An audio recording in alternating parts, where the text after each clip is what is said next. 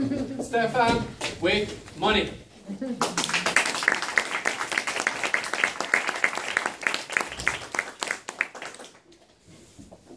Dear fellow Toastmasters, when you heard the term money, most of you will think of this. But that's not what I want to talk about today. I don't want to talk about money, how we use it day by day. I want to talk about money as a historic phenomenon and how it influenced our civilization. Now, what shape did money have in history? Was it the US dollar? No. 200 years. That's not the kind of history I'm going to talk about. How about gold? Gold has been in circulation for around 2,500 years. 2,500 years, we are moving into the right direction. The absolute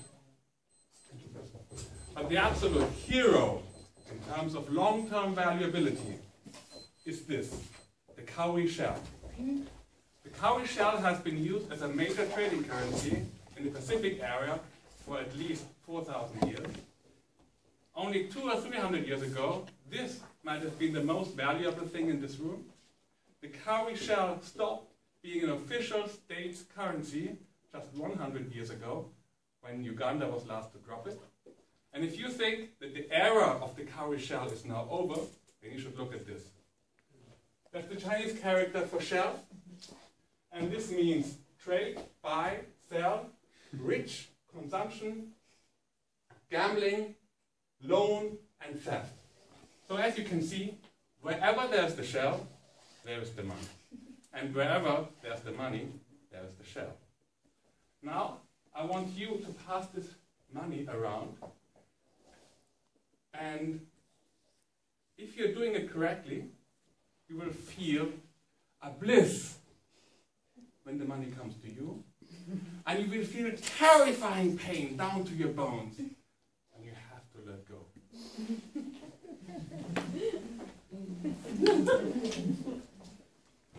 And while you are having your first-hand experience about how money works for you, let me tell you how money works for others. The famous psychologist Dan Ariely made the following experiment. In a student accommodation in a public fridge, he placed a few bottles of Coke and measured the time until all the bottles were gone. It was around 18 hours. Then he repeated the experiment, but instead of putting Coke, he used the equivalent amount of money. It took weeks before the money was taken. So, as we can see, when we see a commodity, we behave like natural-born communists. But at the sight of money, we turn into capitalists. Let's move on. We need more capitalists there. Now, if you don't believe this, there's an experiment that you can do for yourself. Take a heavy object onto the street and ask a random stranger to help you carrying it. Most likely, they will be willing to do so. Now do a second experiment. Talk to someone and say, I give you €1. Please help me carry this object. And they will say, €1? Give me 5, give me 10. It's not that they're not willing to help you. It's not that they're greedy. It's the sight of money that turns them into capitalists.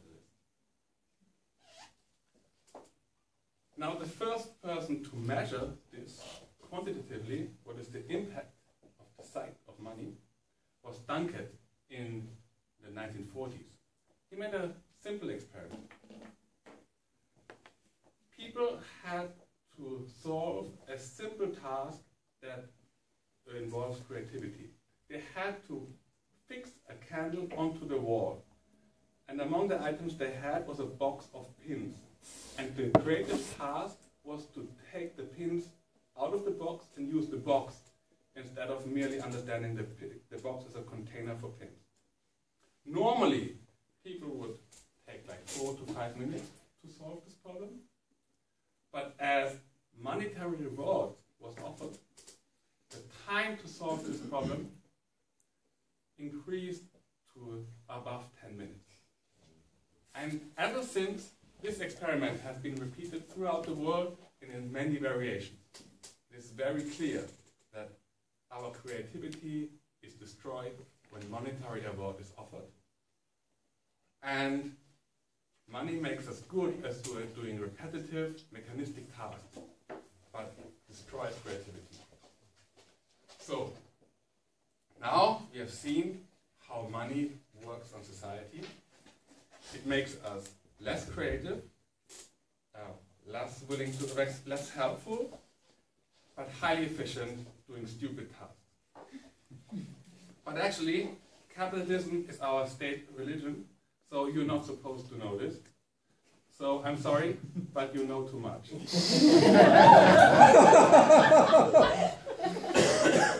But before I have to kill you, give me the money.